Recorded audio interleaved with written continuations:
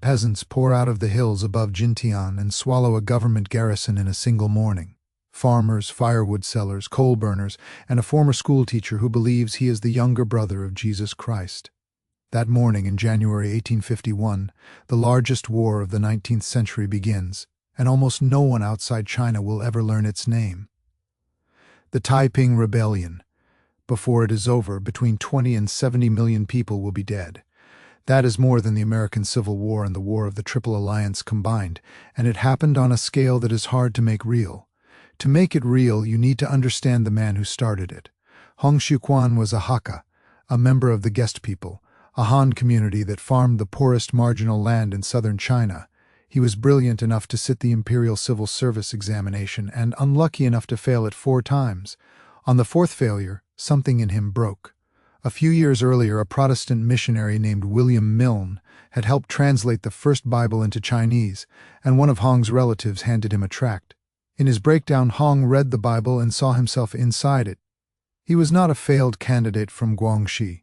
He was the younger brother of Jesus Christ, sent back to earth to save China. The missionaries had brought Christianity to China as a message of peace. Hong turned it into a weapon, and he was not alone. His partner, Yang Zhuqing, a firewood merchant, claimed to be the voice of God himself. Together they built the Society of God Worshippers, a cult that grew like a rumor, baptizing converts, smashing idols, and promising a heavenly kingdom of great peace. In 1851, the cult became an army.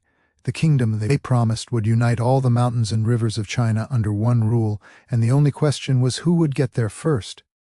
The empire thought it was safe. The empire was wrong. The Qing Empire had a nightmare, and it had been having it for centuries. A Confucian official could be dismissed, but a network could not.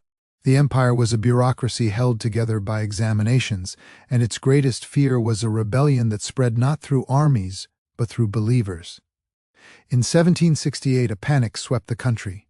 Villagers accused beggars, monks, even officials, of stealing human souls by cutting off their queues.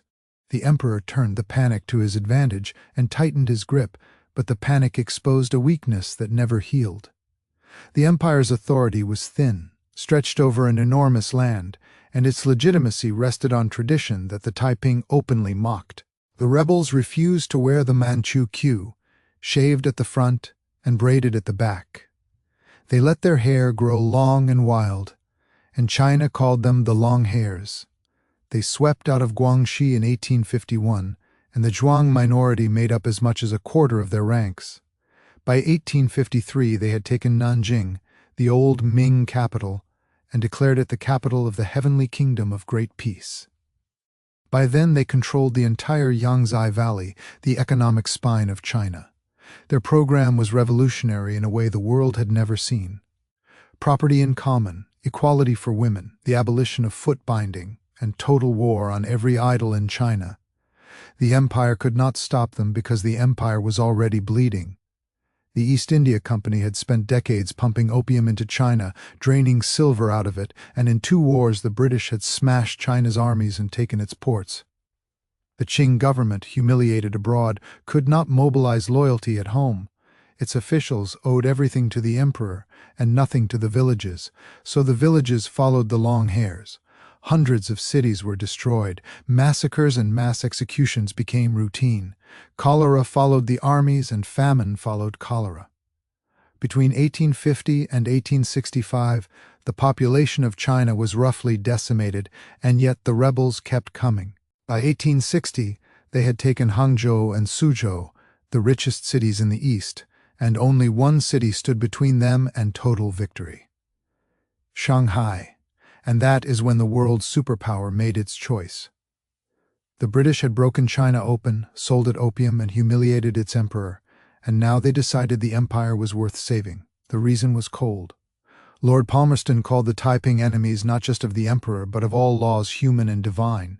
He meant it literally. A weak, corrupt, waning hierarchy was useful. A revolutionary network was not. The empire could be bent to British will. The heavenly kingdom could not. So the merchants of Manchester and the generals of London armed the Qing, and into Shanghai marched a mercenary army. First under an American adventurer named Frederick Townsend Ward, and after his death under a British officer who would become a legend, Charles Chinese Gordon, with his ever-victorious army. The foreign guns held the city, the tide turned, and the heavenly kingdom began to die. It did not die quickly. The last Taiping army was not wiped out until 1871, 20 years after Jintian. But the war never really ended, because the survivors kept moving. The Civil War had made China unlivable for millions, and for the first time in history, the world was connected enough to receive them. Chinese and Indian migration, roughly 50 million people between 1840 and 1940, poured into Southeast Asia, the Indian Ocean Rim, and Australasia. Tens of thousands crossed the Pacific to California, where the railroads and the farms needed labor. And a man named Dennis Kearney, an Irish immigrant himself, built a political career on one slogan: "The Chinese must go." A war fought in the Yangzi Valley reached across the ocean and slammed a door. The Page Law of 1875, the Chinese Exclusion Act of 1882, a dozen more laws over 40 years sealed the Pacific border of the United States. The deadliest war of the 19th century ended with a wall being built on the other side of the planet, because consequences do not read history books. They just keep moving. In the throne room of the heavenly kingdom hung a banner. The order came from God to kill the enemy and to unite all the mountains and rivers into one kingdom. 20 years later, the mountains and rivers were united. United by death, not by God, and the kingdom never came. The man who started it all, the failed candidate who saw himself in a missionary's Bible, died in Nanjing, and historians still argue about how. His kingdom vanished, and his name vanished with it. That is the real horror of this story.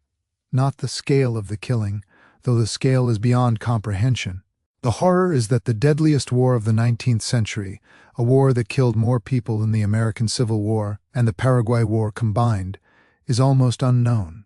The textbooks were written by the winners, and the winners were the people who never had to remember. But the lesson is not just about China and not just about the past. Every empire is only as strong as its network. When the hierarchy fails, the side that spreads faster wins, and when great powers choose sides, they choose stability, not justice. The Qing were saved because they were useful, the rebels were killed because they were dangerous, and the survivors were locked out because they were strangers. The next time someone tells you the biggest dangers have the biggest names, remember Jintian. Remember a provincial mourning, a schoolteacher with a broken mind, and a war that killed tens of millions without ever making it into the world's memory. The deadliest wars are not the ones we study. They are the ones we never learn to name.